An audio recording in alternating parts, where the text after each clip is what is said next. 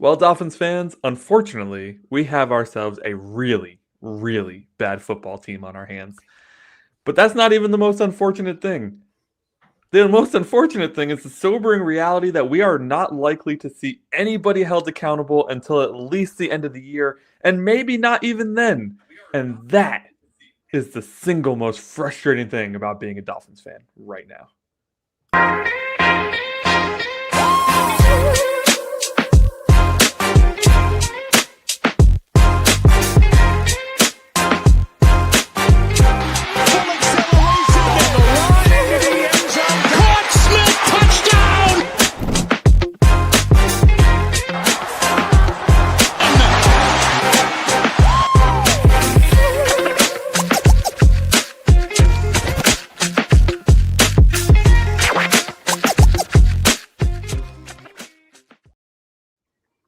Hello, Dolphin fans, and welcome back to the 305 Gridiron on a special Sunday night edition. You might be used to us doing our reaction show on Monday nights, but both Josh and I had a scheduling conflict tomorrow, so we have decided to hop on here while the game is fresh.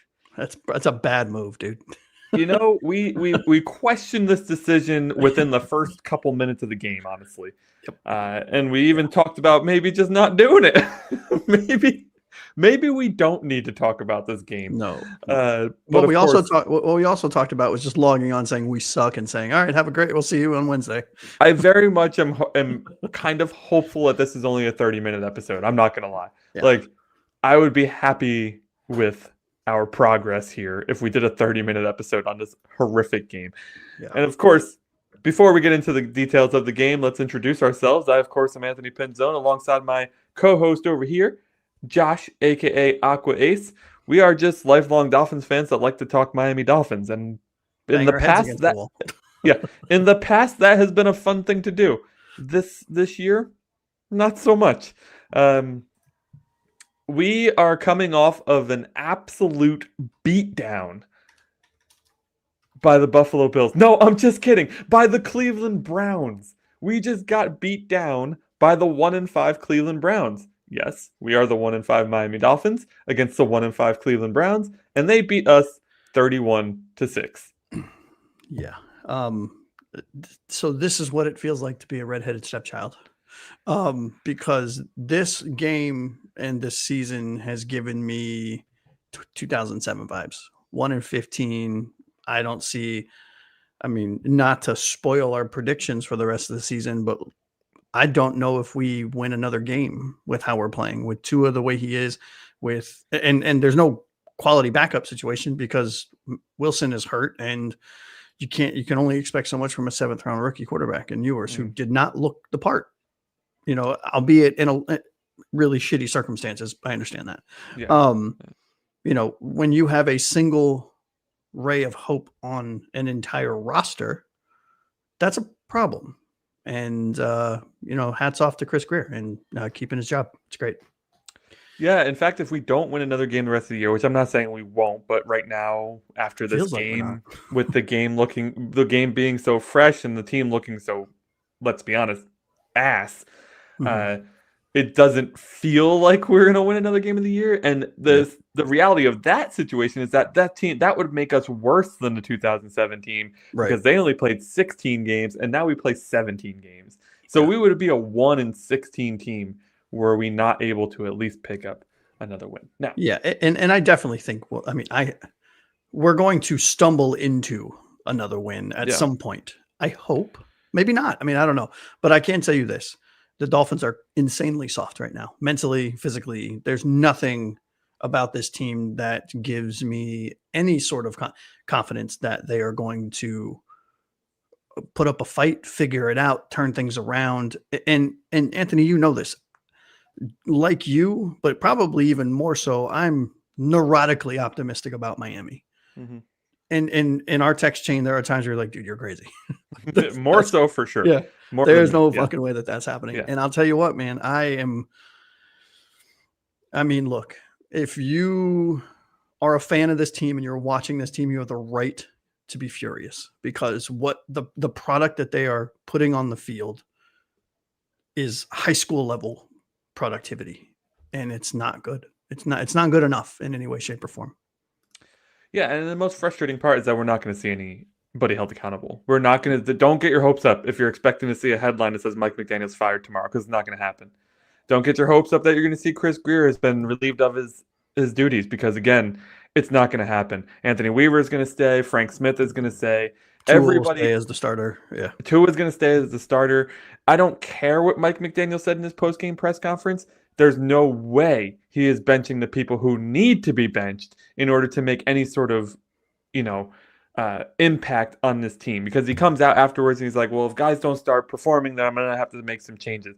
Buddy, unless you're making a change at quarterback and or head coach and head coach or any other position of significance, that's not going to mean shit.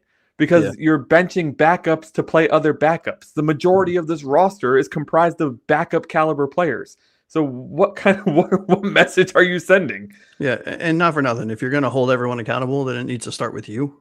Yeah. And you're not going to fire yourself. And that's where Ross needs to step in, and a decision needs to be made. I can understand why it's complicated for those that are in the building to say, okay, we're going to sail the season. We're going to fire everyone today. Because as a business owner, as Ross is running a business, right, that Ross is viewing, my presumption is Ross views the Miami Dolphins as both a fan, which he is, and running it as a business. You don't fire your CEO in the middle of a slump. You don't fire your CIO and your CFO and your executives in the middle of a slump. But you can't look at this like he would his real estate business. This is a franchise that's floundering. Changes need to be made. Impactful decisions need to be had immediately. It's not going to change this season. This season is fucked it was fucked for after week 2. Mm-hmm. However, what it does do is it sets a precedent that there is a standard on this team.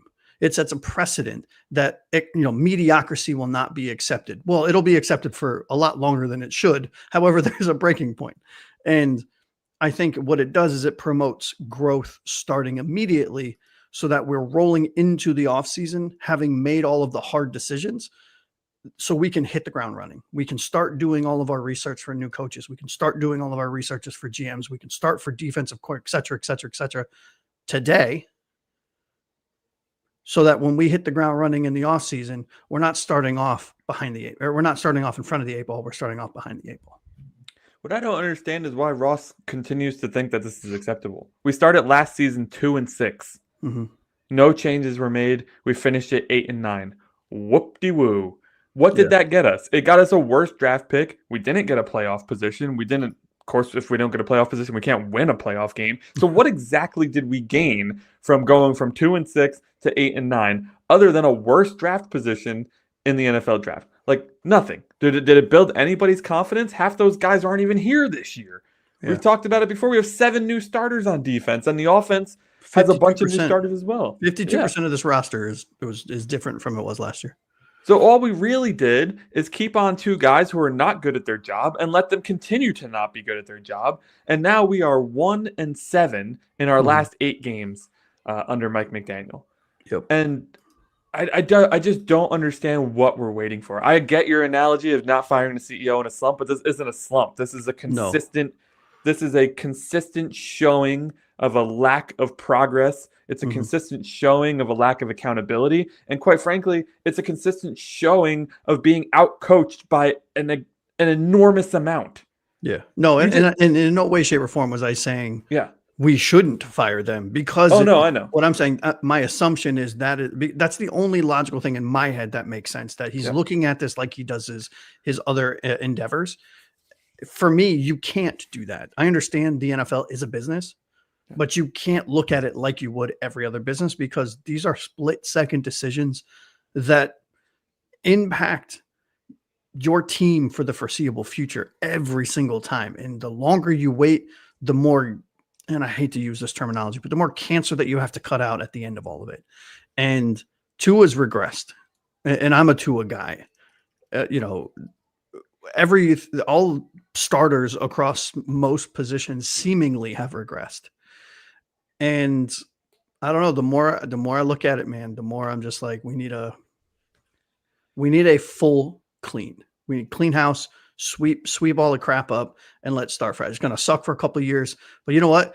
It's not much better. At least then we'll have hope. We can talk about the future and things to look forward to. Now it's just it's an abject disaster. Yeah. The reality is that Stephen Ross has owned this team this is his 17th year owning this team already. That's crazy. If you can believe that. He bought the team in 2008, the year after our 1-15 season, actually. They went 11-5 that year and lost the wild card.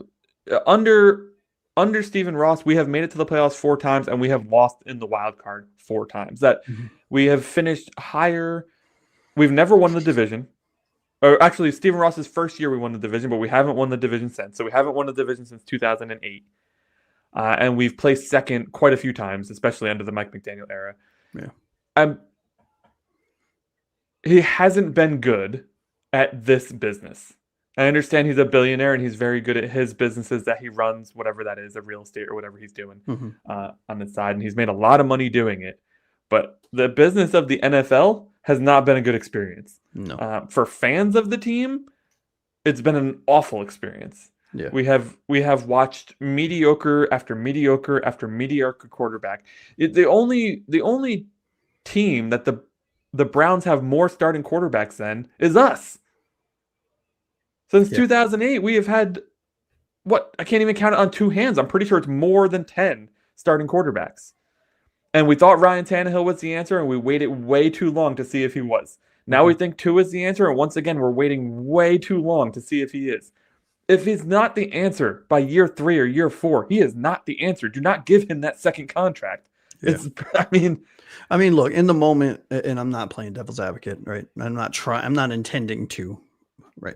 But in the moment, that's a hard decision to make because, okay, he's not a top elite quarterback, understandable. There are only a handful of them out there for a reason. But 2023, he looked like a top 6 quarterback in this league. Okay, so maybe we can get him there. I mean, I'm just saying maybe that's the mentality. I don't know, because you don't re-sign Tua, great. What do you do? It's a hard mentality, but good organizations have shown that they can make that decision. Yeah. I mean, the Kansas City had Alex Smith starting at quarterback, and then they drafted this kid Patrick Mahomes, and they said, well, I guess we have to get rid of Alex Smith, right? Like the Philadelphia Eagles had Carson Wentz, who was still a young up-and-coming quarterback, and then they draft Jalen Hurts, and guess what? They get rid of Carson Wentz.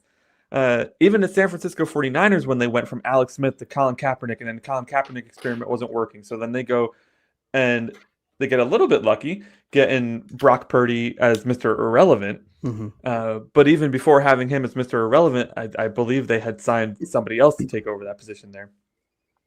Yeah, Jimmy Garoppolo. Jimmy Garoppolo, right. And they whiffed on that draft too, where they drafted Trey Lance.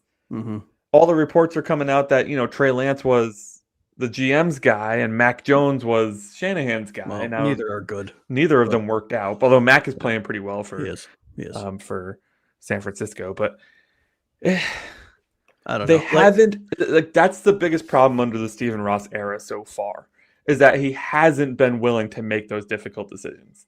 And we're seeing the results of that now. 17 years of not being willing to make the difficult decision has us just stuck in this state of mediocrity for eternity, it seems. Yeah.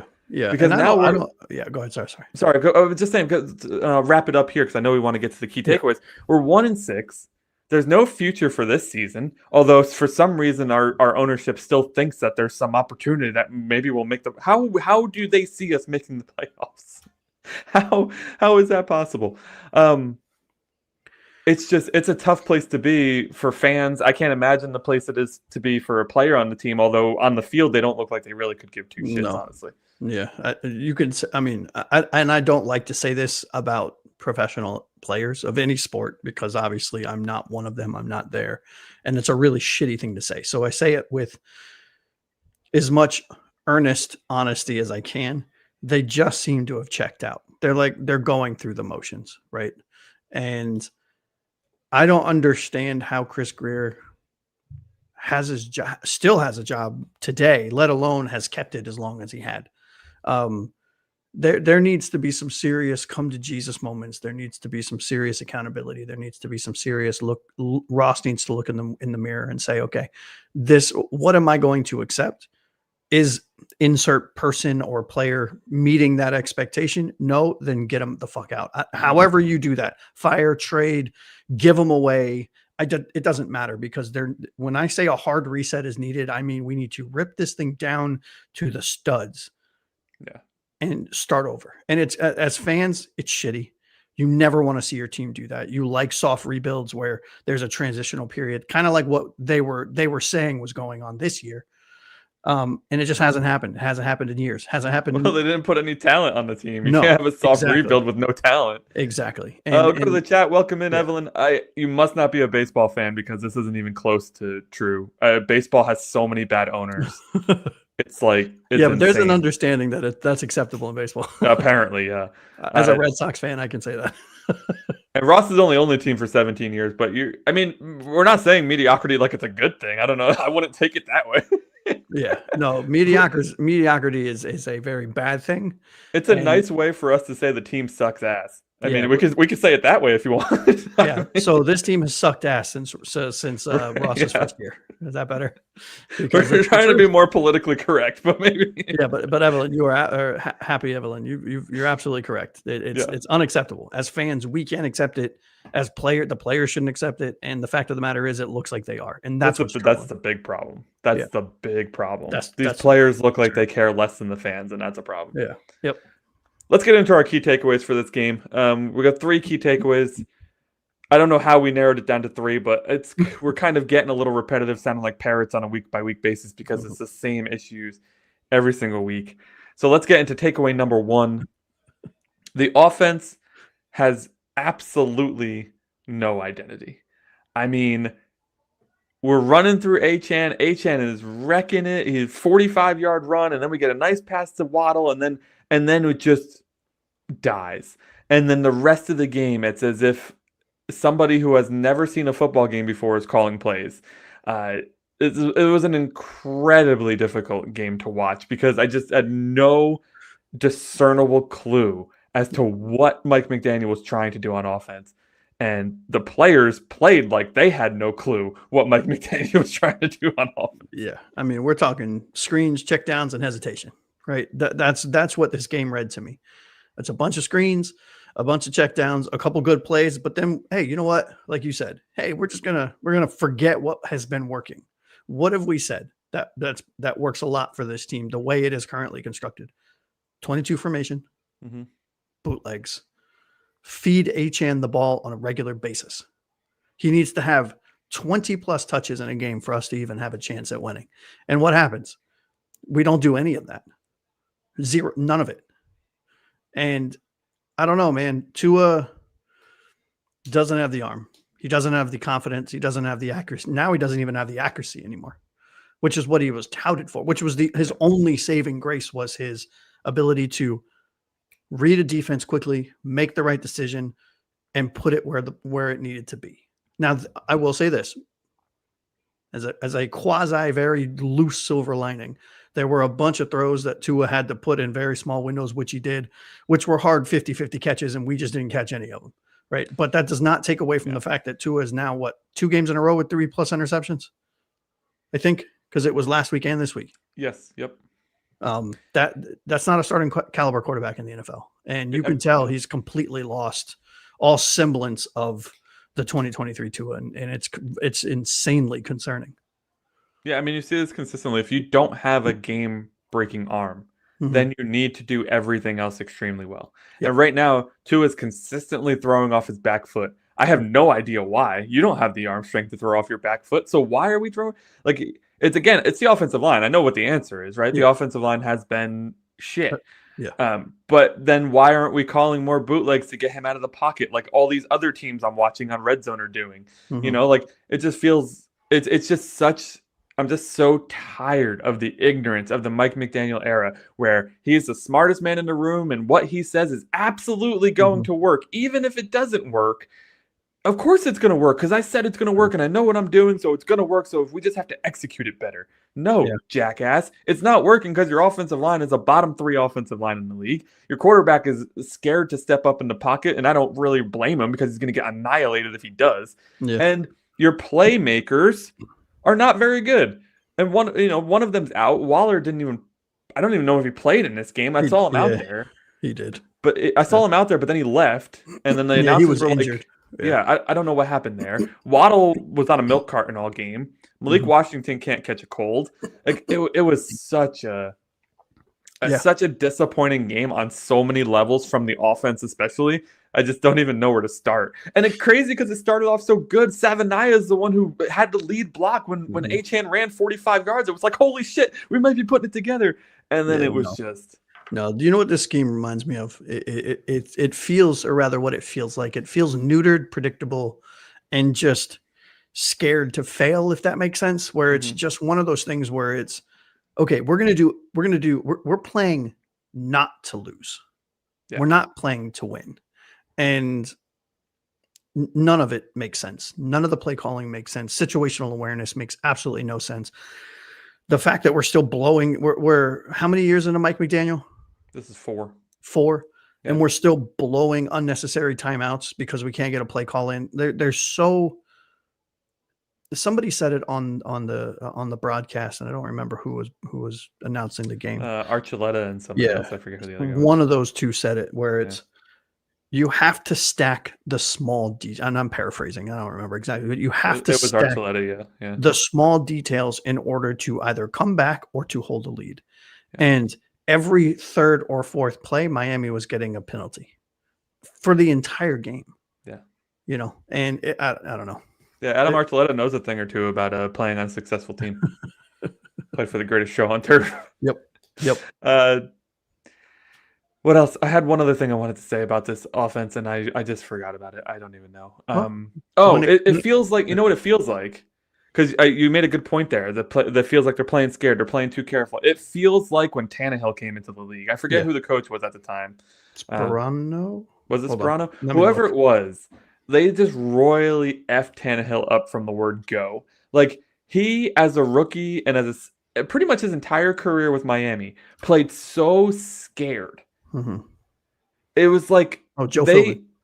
It was Philbin. It was like they told him, if you make a mistake, you're fired, or we're going to kill you, or we're gonna kidnap your mother or something. Like, they had Tannehill playing so scared from the word go. And when Mike finally got here, because Flores was a lot of the same, he had the quarterback playing scared all the time. So when McDaniel got here, it felt like a breath of fresh air. He was encouraging the quarterback to take risks, to take chances, to go out there and make a play. Yeah. And now we're right back to where we were in the Philbin and Flores era, where the quarterback is playing scared. He's afraid to make any throws down the field. He checks down even before he even gets to his first read. It's not fun to watch. I tell you that. No, I didn't want to watch today's game after the first quarter. No, I didn't want to watch the game. Period. But we're fans, so we do it, and we bitch and moan about it, which is fully understandable. And then guess what we're going to do next week? Get wrecked by Atlanta and do the same thing. Yeah. Yep. That's because Achane's a superstar. That's crazy. He's doing it all. He's literally doing it all.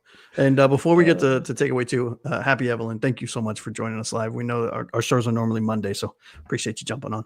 Yeah, I really appreciate that. Even though you called us out in the comments, by the way, we read the comments. We saw you. I respectfully disagree with your decision. Or with your... I thought you were going to say, I respect your opinion, and I was jumping in early. No, we do. We just happen to love Achane. Ready to move on to takeaway 2? Do it. All right, takeaway number 2 should be a surprise to nobody. Yeah, Penalties and discipline are absolutely killing this team, and we touched on it a little bit, but 11 flags, man. And I can't blame this all on the team, because a lot of these flags were some of the worst flags I've ever seen thrown in my life. Not that I'm a ref blamer, but like, what the hell are they seeing out there that they need to throw so many flags? Because we had 11. I think the Browns had like 8 or something like that. 19 flags in a game. That's ridiculous. Yeah. But it wasn't just the flags. It's like the discipline. I mean, Brooks, what's freaking Brooks' first name, the linebacker? Jordan? Yeah. Jordan Brooks, man. Again, one of those up and down games where he gets faked out by the fake handoff so easily. Even when Dylan Gabriel's doing it, I'm like, Jordan Brooks is like, oh, I'm supposed to be going that way. There's such a lack of discipline upon everybody on this team. It's like, it hasn't escaped anybody. You can tell the coaching is shit, because none of them play with any level of discipline at all. Yeah, no, this was, and like you just said, we very much avoid saying, "Oh, the refs are horseshit." Mm-hmm. This game, it's very hard not to say that because I can count. I mean, 5 of those penalties that were impactful penalties that kept Cleveland on the field in 3rd and long and 4th downs, and so were honestly horseshit. I mean, at what point are we just going to throw flags around people's waists and say, you know what, no more tackling? I mean, that's the way it seemed in this one. I mean, it was absolutely dog shit, the reffing in this game. Right. However, take away, even though, let's call it 4 penalties, you still have 8 to 10 that Miami's accountable for. Yep. The best way that I can put this in my mind, if I'm vocalizing what I'm feeling right now, is that this is not sloppy play. This is not sloppy coaching. What this is cultural rot on this team. And I understand that is maybe a little harsh, maybe a little whatever. However, it's just one of those things where there's smoke, there's fire. When things happen on a consistent basis and it's not 1 or 2 offs, oh, we had a couple bad weeks. We've had a couple bad decades. And, and with very few bright spots. 2023, the year we went to the playoffs after Ross took the team, or won the division or whatever, the couple years we went to the playoffs, whatever the case is. But culturally, historically, at least over the last decade and a half, this is the kind of product that us Dolphins fans have learned to expect. And none of us accept it. And there are many times where I sit here and I try to spin pretty and I try to, blow smoke up my own ass to try to make myself feel better, I guess. I don't know where I drink the copium or drink the Kool-Aid, whatever the phrase you want to use is, because there are plenty of times where I'm, as a Dolphins fan, I'm like, okay, maybe this move is it. Oh, I really like that signing. So maybe that's the catalyst to start. And frankly, it's not. This is just, it's a lack of accountability, and it's glaring and it's disgusting. If I can be frank. You want to know just how bad it is? Do you know how many fumbles we were officially statted for today? I bet you can't guess. 3? 6. Really? 6 fumbles we were statted for today.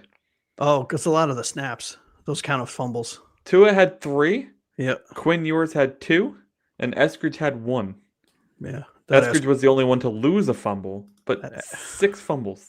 Yeah, the couple bad snaps. And look, there are certain things that you can equate to weather being the problem, right? And wet balls are not easy to catch. I get it. I'm not making any excuses. That's just fact. Dylan Gabriel doesn't seem to have a problem with it, did he? No, because you know what? You're right. You know what? Here I go again. What did I just say? They had 1 fumble on the Cleveland side, and it was some guy named Blake Whiteheart. I don't even know who that is. Yeah. No, it's just, honestly, it's just unacceptable. What we are seeing on the field week in and week out from the top down is just when is enough? And I don't know what the answer is. I don't know, because I'm not the one making the decisions. If it was me, most of these folks would have been fired after week 3. So, I'm genuinely curious what our record would be if we were not so good at shooting ourselves in the foot.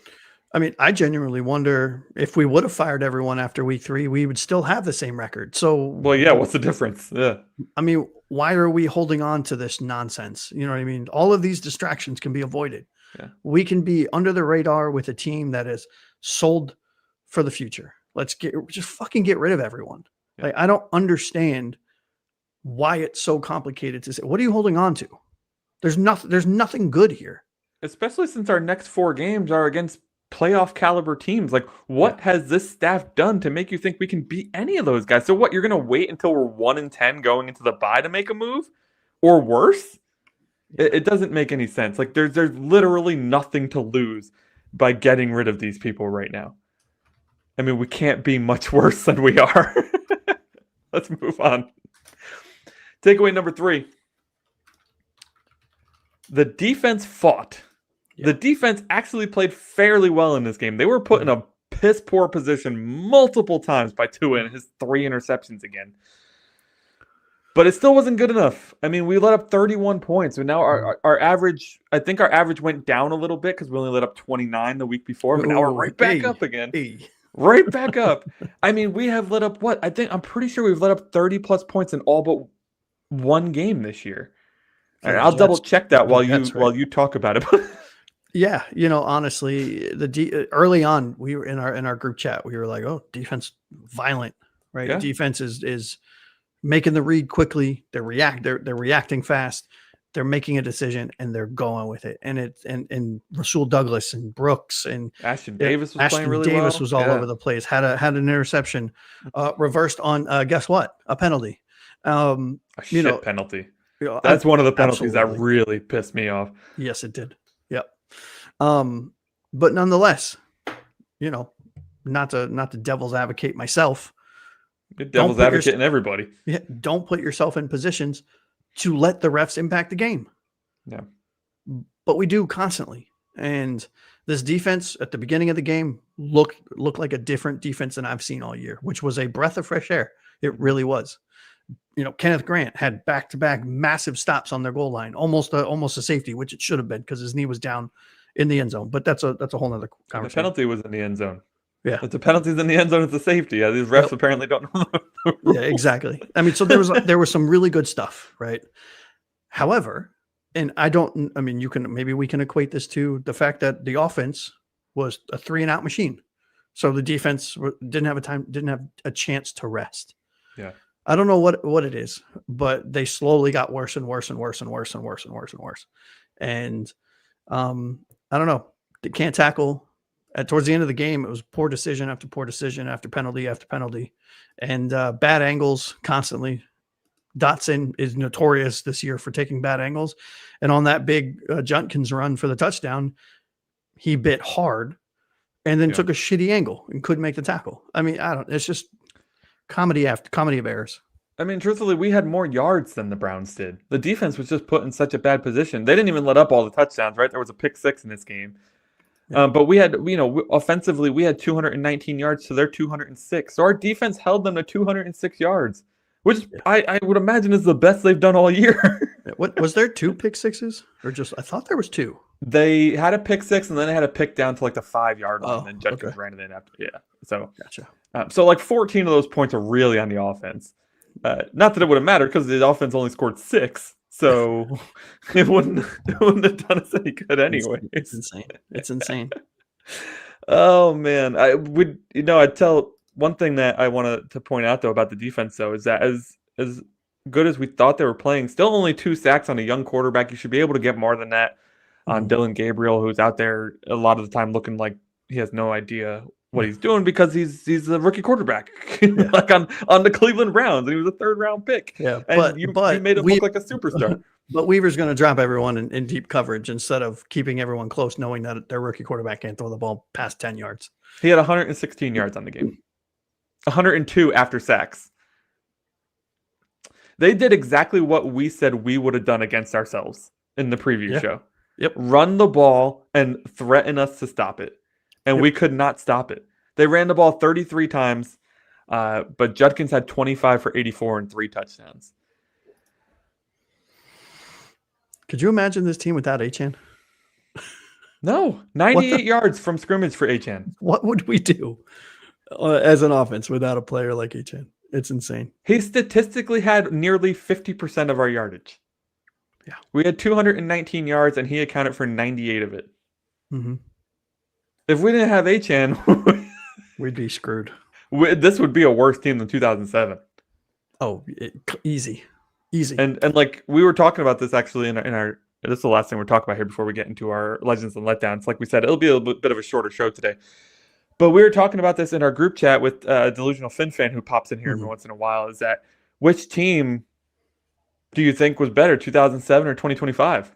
And I think the point that Keith made was that 2007 did not have the talent of the 2025 team, but they played with a lot more heart.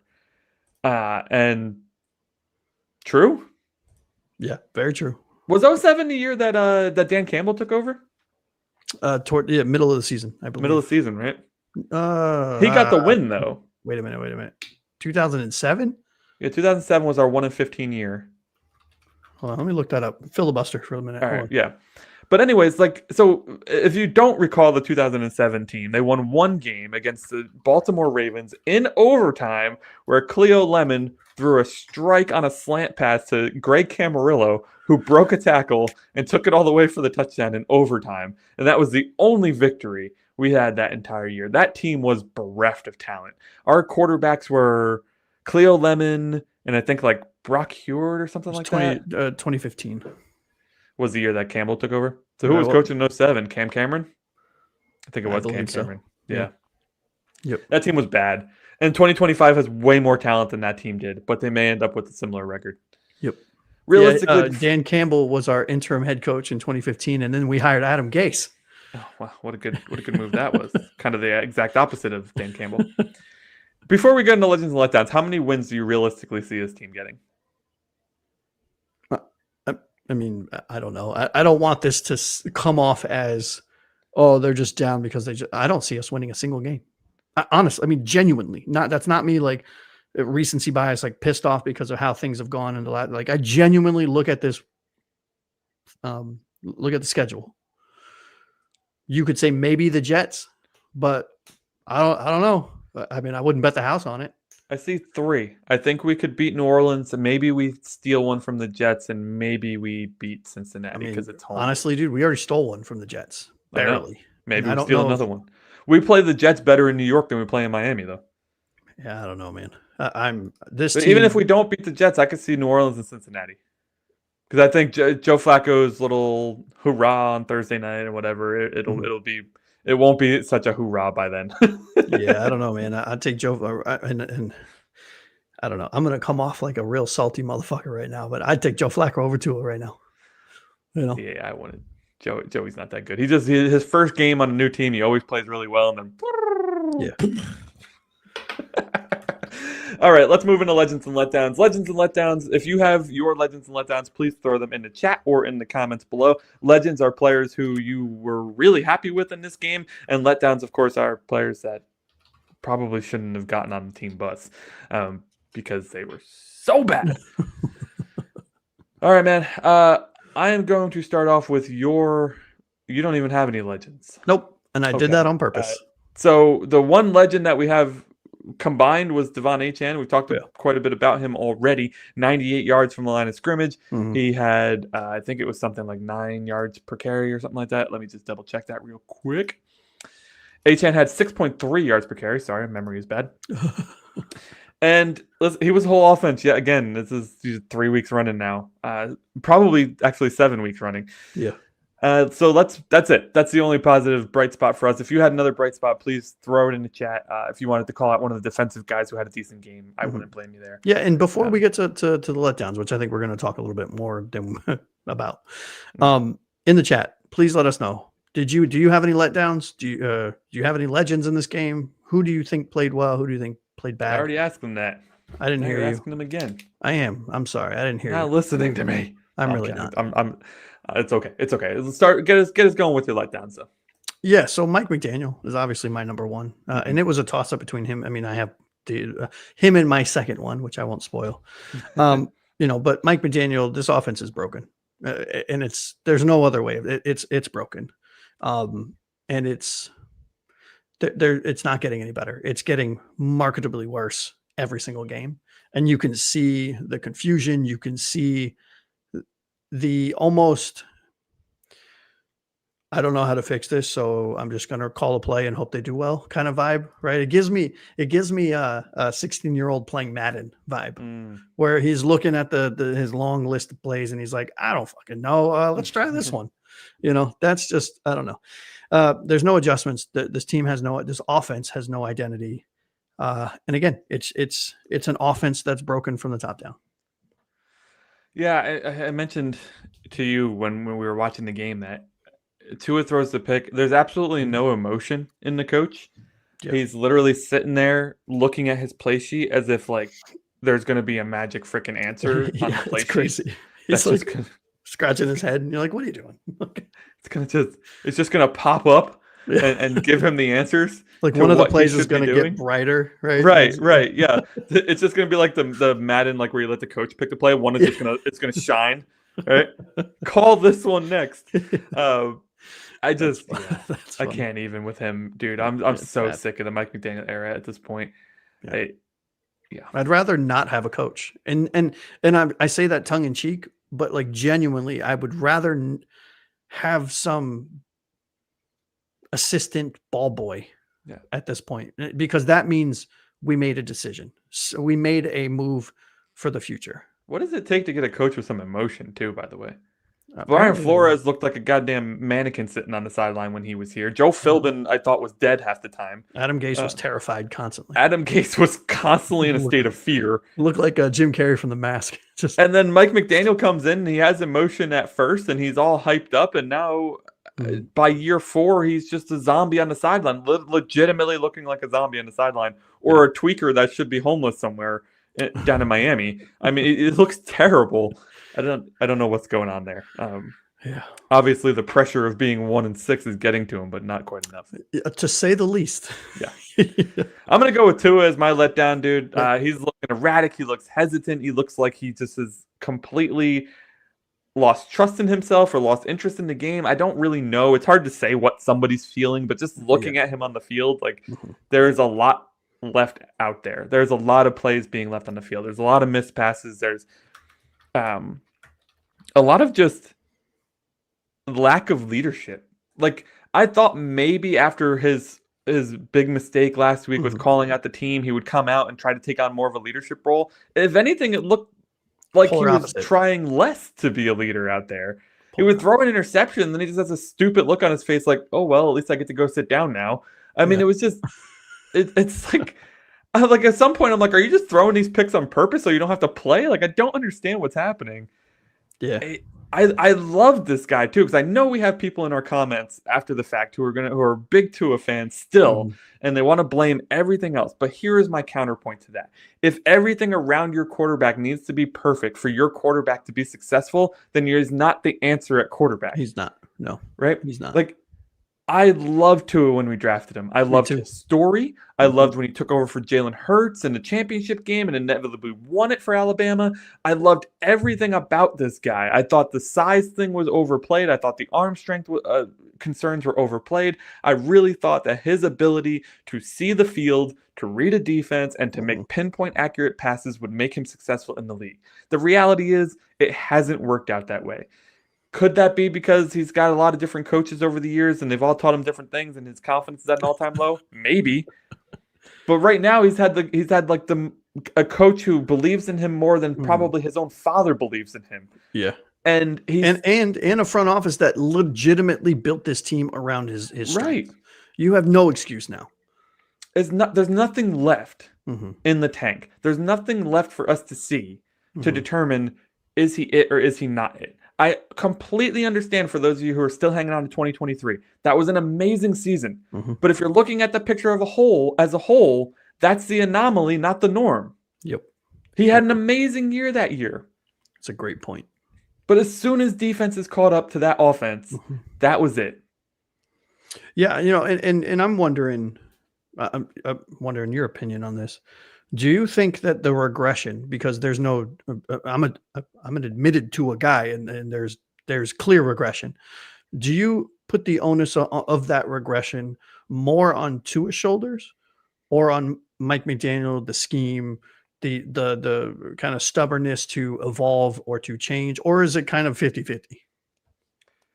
I think it's a little bit of both. Yeah. I think it's a little bit of both. I think the scheme is a huge part of it, though. It's at least 50%, if not 60%.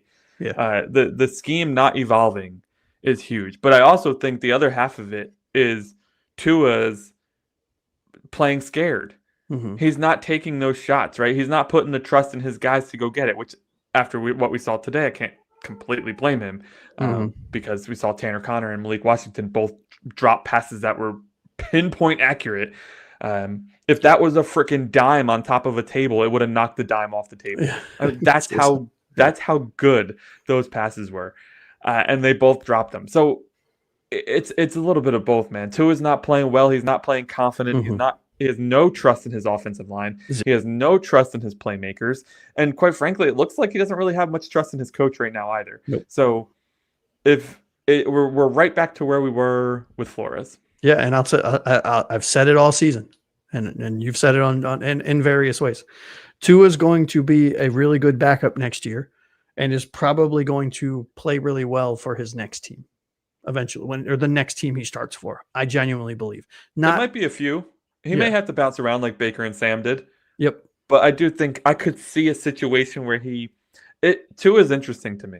Mm-hmm. I could also see him fall out of the league after Miami. 100%. Yeah, 100%. Yeah. Yeah. I mean, because we've seen talent like him, like with lackluster arm, just fall out as soon as their first team gives up on them. That's it.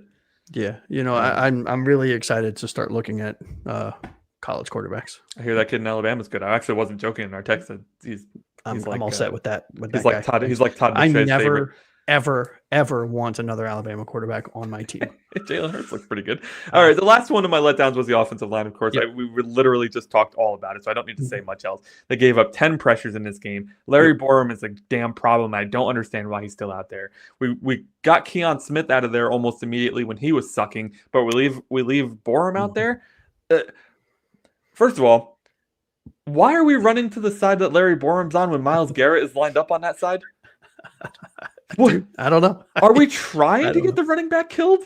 I don't know. And they did it to both Achane and Gordon. And at one point you saw Gordon get up and like the camera was right on his face and he was like, what am I supposed to do? Did you see speaking of offensive line and offensive linemen getting blow up? Did you see the snippet of Myles Garrett bull rushing one-on-one with Savania? No. Literally picked him up and drove him like 5 God. yards past the quarterback. It was hilarious. Did you see him against Borom one-handed? No, I didn't. One-handed. He held Borom off like he was playing basketball and trying to get the pass. And then he just waited for the running back to run into his arms. I was like, this is pathetic. Disgusting. I know that like Myles Garrett's a Hall of Fame player, but could you at least pretend like you're an NFL player? Yeah. Jesus. I don't know. Yeah, I have nothing to say about the offensive line. Patrick Paul, I lied. Patrick Paul looked really decent out there today, which is the norm for our offensive line. Whoop-de-woo. Yep. Aaron Brewer sure shit didn't. No, sure did not. Bad snaps left, right, and center. No pun intended. Missed tackle on the blitz. They did a four-man blitz when we had the ball on our own too, and completely whiffs. Yep. Left the guy wide open. Yeah, and actually, now that you're saying about whiffing, there was a play where Patrick Paul was blocking air. on one of the multiple 2SX. I may not be a football player, but I bet you I can block air as well as he does. Yeah, and you won't have to pay me as much unless you want to. You could. All right, buddy. We don't really have much more to say about this game. It was a miserable loss to another miserable team, and suddenly we may have saved Kevin Stefanski's job. So, hey, good for us. Hey, you're welcome. Hey, just play the Dolphins. Your job is secure. I will say this for the fans that are chiming in live tonight or watching this later. If there are any breaking news to come in the next couple days, don't hold your breath. But should there be, we will certainly be. You can come find us and we'll be doing live shows on it. Yeah, maybe just me because you're going to be a little incapacitated the next 2 days. We'll figure it out. We'll get something up. Yeah. All right, that's it for this episode, though. This has been our reaction show to the Dolphins' devastating 31-6 loss to the Cleveland Browns. I can't even believe I have to say that again. Disgusting. Only the second time I've said it this episode, actually, and usually I say it a bunch. Thank you so much, Happy Evelyn, for joining us. I know this is not our normal time slot for this show. We usually do it on Monday nights, so if you are coming back on Monday looking for this episode, surprise, we already recorded it on and sorry ahead of Sunday. Time. Please let us know what your reactions are, though, in the chat. We do have our preview show coming up on Wednesday where we're going to preview our matchup with, I believe it's the Atlanta Falcons. Atlanta Falcons, yes, sir. So looking forward to the Penix versus Tua battle. I'm not. Me either. I was just kidding. Listen, we're only 10 subscriptions away, though, from hitting 75. You guys have been awesome. Spectacular. We don't make it a habit of asking you to subscribe because we just kind of want you to do it under your own power. But we do have a goal of 75 subscribers by November 11th. And a bunch of you subscribed after the last episode. We really appreciate that. So if you can go ahead and shoot us a subscription if you haven't already, that would be amazing. Yes, and absolutely. And for our next milestone goal after we hit this one, I forgot what the next number is. When we hit that, I am going to choose one of our fans that comments regularly, and I will promote this a little more as we get closer, and send you a little something from the show from Anthony. Absolutely. We appreciate everybody. As always, that's going to do it for the 305 Gridiron tonight. Thank you to anybody who has joined us. I see a few of you rolling in here at the end, Mrs. Nickel Fritz and Lo-Fi. Thanks for joining us. We are wrapping up, but you can watch the replay as soon as we're done. Yes. If you have any questions or if you want to vent, please hit up our comments and just type and type and type and never stop typing. Yes. And then hit send eventually, though, because we won't see it otherwise. So we'll see you on Wednesday with our preview show for the Falcons game. On behalf of Josh, a.k.a. Aqua Ace over here, I'm Anthony Pinzone. Thank you so much for hanging out with us tonight. And until next time, fins up, baby.